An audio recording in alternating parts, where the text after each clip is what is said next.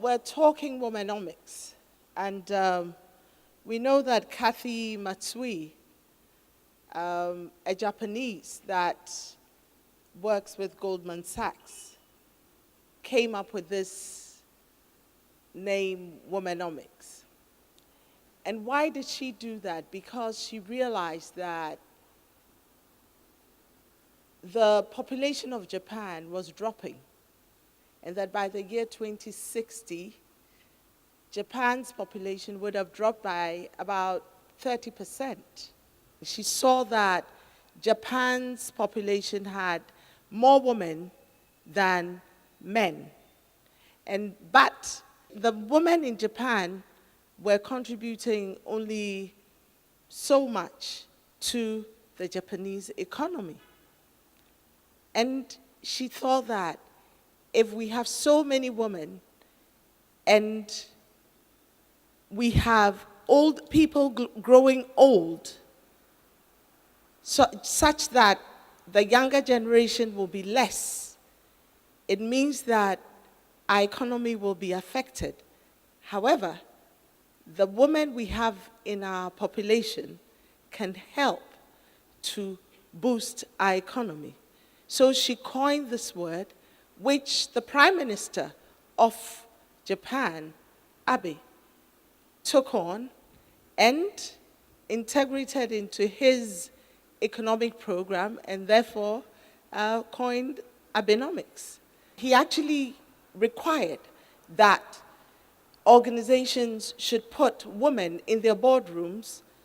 Public listed organizations should also have women leaders. But one of the things that he also began to look at was women in agriculture. We look at Ghana and we see that our population is growing, and women form half the population of this country. The youth are about 35%.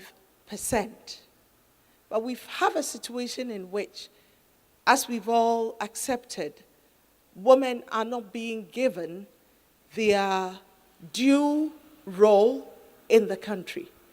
So we ask, is womanomics relevant in Ghana? And you and I will have to give an answer to that, because we've been saying that Africa is rising. Ghana is African, so Ghana is also rising. We woke up one morning and we were told that we were a middle-income country, but we were lower middle income, and we're trying to get into upper middle income status. But are women rising? If women form half the population of the country and women are not rising, then how will Ghana rise? What we hear Abe say is that for Africa, agriculture is key. And when you come to Ghana, you'll see that a lot of our women are in agriculture. But they are subsistence farmers. The men own the land, they own the farms, and a lot of women work on the farms. So, can we mechanize farming so that things will be easier on women? And women can, their contribution in agriculture can enhance Ghana's economy. Let's look at energy. A lot of our women cook with traditional cook stoves, with firewood, and have to walk long distances to go and collect firewood. Now it's even further than before because of the situation we have with deforestation. And when they cook with firewood, there are health issues, and the country has to spend money addressing those health issues. Our economy is affected. Now we are producing oil. How can we ensure that women benefit from more efficient sources of energy? Years ago, I was involved in coming up with more efficient energy technology that could help women cook in using safe technology and in a safe environment. Women have to take care of children. Workplaces have to pay attention to this and make sure that there is flexible hours for women and policies that help women not to be disadvantaged in the workplace. But what it is that we women have to show what we can contribute to the economy. Women have to shine, as Prime Minister Abiy said. Women have to be allowed to shine. However, what we have to rethink is, how do we make women shine? Women have to take charge of the environment in which they find themselves in and polish the environment so that they can shine. Women have to liberate their own minds and help the men around them to liberate their minds so that when they are shining, they can see. So what did my mother do? My mother went to school. She finished school Form 4. At that time, that was a PhD, I think. While she was teaching me to read and write, she taught me enterprise. So I grew up and I realized that enterprise is important not only to keep myself, for my own survival, but to create jobs for other people. And so we have Stratcom Africa that started from a study table, moved into a shipping container, and today is Ghana's leading total communications company. And let's move to the big six that 2 days ago launched a program for women. They realized that coming together as women, they could help other women shine. They took charge of their own environment, and they're telling other women to take charge of their own environment. We cannot continue to whine.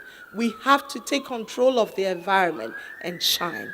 Now, in Ghana, the woman in Fanti is wo-man, W-O, man.